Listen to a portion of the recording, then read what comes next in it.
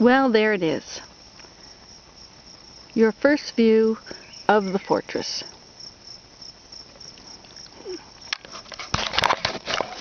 This fortress is a garden that was built by some people that lived here before us. I've never really felt it was mine. I remember things about them as I look at it, as I garden it, and so mostly I've just gardened elsewhere. But I think I need to have some food in the ground this year. It's getting pretty late. It's the 12th of June. However, what I'm going to plant are things that it doesn't matter if it gets cold, like Brussels sprouts. Well, I don't know what I am planting. I bought a bunch of seeds today. Now, I don't have a rototiller, and if I did have one, I'm not sure that they're really very good for your soil anyway, because they disrupt the pathways of the worms and the bugs and the soil strata. You know, there's the topsoil and then there's different layers in the soil. And when you start turning it over, you get the lower soil, not quite the subsoil, depending on how deep your soil is. But if you're bringing that stuff up, that's not what your plants really need. So the best way to garden is actually to just cover it and let it die. Let the ground, everything on the ground die, the grass. Then uncover it and plant. Just drag your finger or stick along and put your seeds in. So I'm looking at this. Now this is quite overgrown,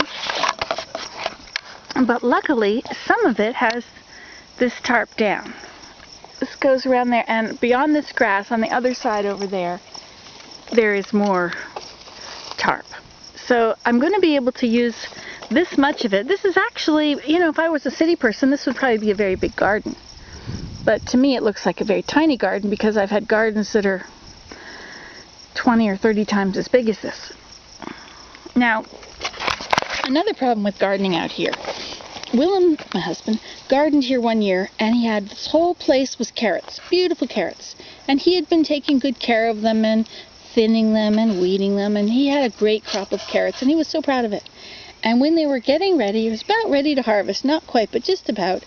You'll never guess what happened. I know you do know what happened, right? Well, the deer came jumping over the fence, and he came out the next day, and there were just tops, green carrot tops all over the whole fortress, and there was no carrots anywhere. So that was, I don't know how many years ago, 3, 4, and we haven't used this since. In fact, I haven't gardened since then because we do have quite a collection of deer out there. I mean, it's almost at plague levels, but you know, you don't have plagues of deer, right? Deer aren't plague. So what I thought I would do, I'm going to have to stand up. I'm sitting here in the nice shade. I don't have much shade in this whole place, except right along the fence. And it's quite a hot sunny day today. Okay, so up we go. Now, you see there's a bit of fence here, which was just put here to keep the deer out, but it's way too crummy, and it's not anywhere near where it needs to be. Look over here. See, I do have some areas here I can garden. Okay, let's see. Now this fence here, I think it's supposed to be to keep the deer out. See, it's just a little bit up to the top of these poles. It's been flattened somewhat, and I've pulled it back up. But deer can jump 15 feet. That's what I've heard. Or 12 feet or something like that. Anyway, you need a 15-foot fence if you really want to keep them out. Do I want to keep them out that badly? I don't know. So the thought I had was I would put, here's a piece of wood. Now this piece of wood is a special kind of wood. This is slab. See, it's taken from the edge of a tree, so it's rounded. But look how tall it is now. Let me put this over here and just show you. Now, for $20, I can have a whole truckload of slab delivered. Now look at that. See how tall that is?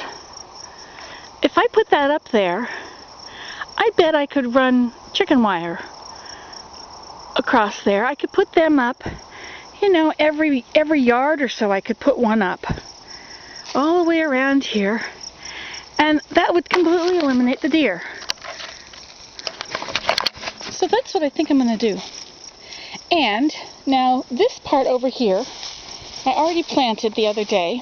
I just came out here and I just noticed that this had a piece of fabric down. And so this was all dead.